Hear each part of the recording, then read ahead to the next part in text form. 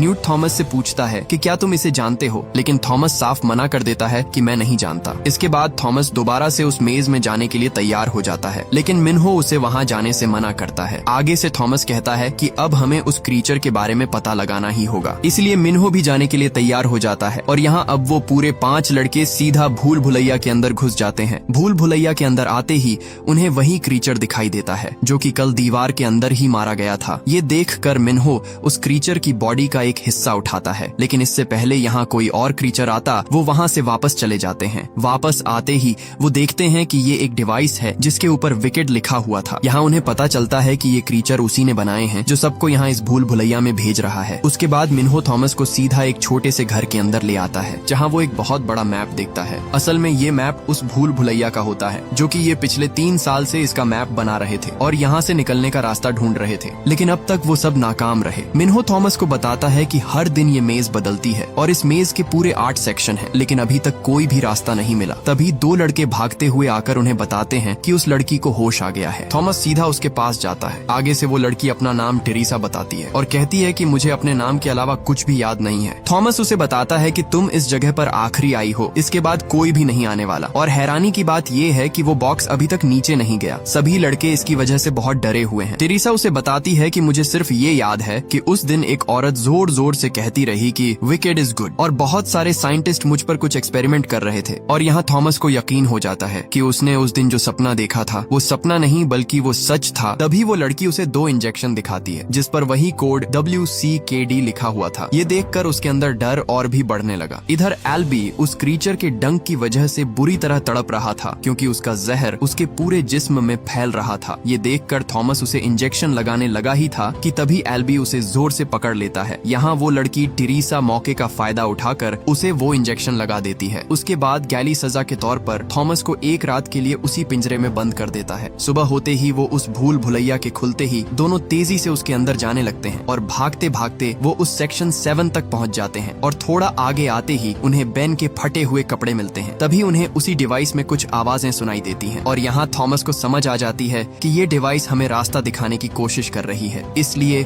वो उसे फॉलो करते हुए एक जगह पर पहुंच जाते हैं और पहुंचते ही उस डिवाइस में ग्रीन सिग्नल आना शुरू हो जाता है। तभी उसके आगे सभी दरवाजे खुलने लगते हैं। सामने उन्हें एक होल दिखाई देता है। वो उसके करीब खड़े ही थे कि तभी उसके अंदर से उन्हें कोई स्कैन करने लगता है, जिसे देखकर उनके पैरों तले जमीन ही खिसक जाती है और तुरंत वहाँ से भागने लगते हैं। लेकिन अब उनकी जान खतरे में थी, क्योंकि सभी दीवारें आपस में बंद हो रही थीं और उस भूल भुलैया का रास्ता भी पूरी तरह बदल रहा था। अब जैसे तैसे करके वो अपनी जान बचाकर उस भूल भुलैया से बाहर निकल आते हैं। वापस आते ही वो सभी को बताते हैं कि हमें एक दरवाजा मिला है जहाँ से हम आसानी से निकल सकते हैं, लेकिन वो रास्ता उन क्रीचर्स के आने का है। यहाँ गैली थॉमस पर बहुत गुस्से होता है कि तुम्हारी वजह से हम सभी की जान खतरे में पड़ गई है। जब से तुम आए हो यहाँ सब कुछ बदल चुका है, तुम्हारी ही वजह से एल्बी की जान खतरे में है। इसके बाद वो सीधा एल्बी के पास आते हैं। यहाँ एल्बी को उस इंजेक्शन की वजह से होश आ चुका था। थॉमस उसे खुशी से बताता है कि हमने यहाँ से निकलने का रास्ता ढूंढ लिया है, लेकिन एल्बी बताता है कोई फायदा नहीं, हम यहाँ से कभी भी बाहर नहीं निकल सकते। इसी दौरान एक लड़का उन्हें बाहर बुलाता है। थॉमस को वो लड़का बताता है कि अभी तक वो दीवार बंद नहीं हुई। ये देखकर सभी उस दीवार की तरफ भागते हैं। सभी बहुत डरे हुए थे। तभी वो देखते हैं कि सभी चारों दीवारें खुलने लगती हैं और सभी क्रीचर्स उनकी तरफ बढ़ते हैं। ये देखकर सबके पैरों तले जमीन निकल जाती है, इसलिए सभी साथी जंगल की तरफ भागते हैं। यहाँ वो क्रीचर्स सभी को एक एक करके मारते जा रहे थे। अब उनकी जान खतरे में पड़ चुकी थी, क्योंकि अभी भी वो क्रीचर्स उनके पीछे ही थे। भागते भागते वो एक घर के अंदर छुप जाते हैं, लेकिन वहाँ भी वो क्रीचर सभी को मारने लगता है। इसी दौरान वो क्रीचर एल्बी को पकड़कर वहाँ से ले जाता है। तभी गैली भागता हुआ आकर थॉमस पर हमला कर देता है, क्योंकि गैली ही थॉमस को सबका कसूरवार समझता है। ये देखकर थॉमस दुखी होकर वही डंक खुद को लगा लेता है जो उस क्रीचर का था। डंक लगाते ही वो बेहोश हो जाता है और उसे वही सपना आता है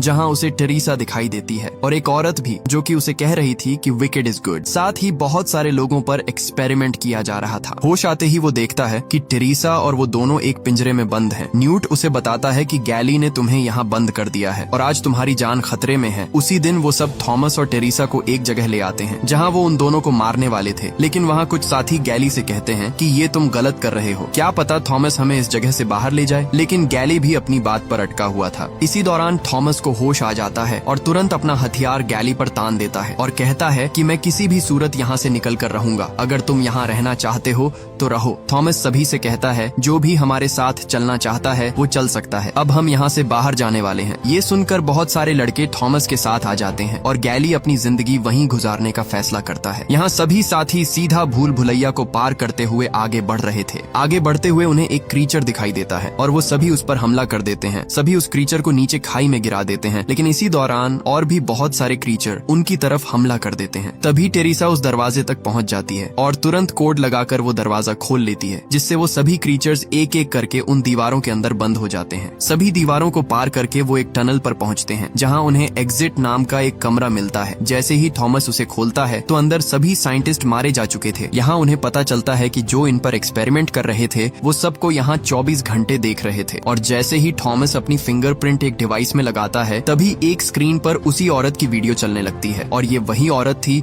जो कि थॉमस और टेरेसा के सपने में आ रही थी। वो बताती है कि मेरा नाम एवा पेज है। वो कहती है कि मुझे पता है कि आप सब बहुत डरे हुए होंगे। मैं मानती हूँ कि ये सब मेरी ही वजह से हुआ है, क्योंकि मैं ही इस एक्सपेरिमेंट की इंचार्ज हूँ। लेकिन हमें न चाहते हुए भी ये सब करना पड़ा, क्योंकि सूरज ने पूरी दुनिया को जलाकर राख कर दिया है और कई लाखों जानें इसकी वजह से चली गईं। इसके बाद एक वायरस फैल गया जो सब लोगों के दिमाग को अपने कंट्रोल में कर लेता था, और ये वायरस कुछ इंसानों पर असर नहीं करता था, और वो आप ही सब हैं जो इस भूल भुलैया में थे। डॉक्टर एवा पेज आखिर में कहती है कि ये सब आपको कुछ देर में पता चल जाएगा। इसके बाद डॉक्टर अपने आप को ही गोली मार देती है। सभी लोग इससे पहले वहाँ से भाग पाते। वहाँ गैली आ जाता है जो कि इन्फेक्टेड हो चुका था और उसके हाथ में गन थी। इसी दौरान वो थॉमस पर गोली चलाने वाला था कि तभी मिन्हो उस पर अपना हथियार फेंक देता है और वो वहीं पर मारा जाता है। लेकिन गैली की चलाई हुई गोली सीधी चक को लग जाती है और चक वहीं पर मर जाता है। ये देखकर सबको बहुत दुख होता है। तभी वहाँ बहुत सारी फोर्स आ चुकी थी जो सबको वहाँ से ले जाती है और अपने हेलीकॉप्टर में उस जगह से दूर ले जाते हैं। और सभी साथी देखते हैं कि बाहर की पूरी दुनिया कचरे के ढेर में बदल चुकी है और यहाँ सभी साथियों का फैसला ठीक रहा और वो उस भूल भुलैया से निकलने में कामयाब रहे। इसके बाद हमें वही डॉक्टर एवा पेज दिखाई देती है जो कि अभी भी जिंदा थी और वो कहती है कि अब शुरुआत होगी फेज 2 की। अगर आप इस मूवी का पार्ट 2 देखना चाहते हैं तो कमेंट सेक्शन में पार्ट 2 जरूर लिखें। अगर ये स्टोरी अच्छी लगी है तो वीडियो को लाइक और शेयर कर दें और पेज को फॉलो कर लें।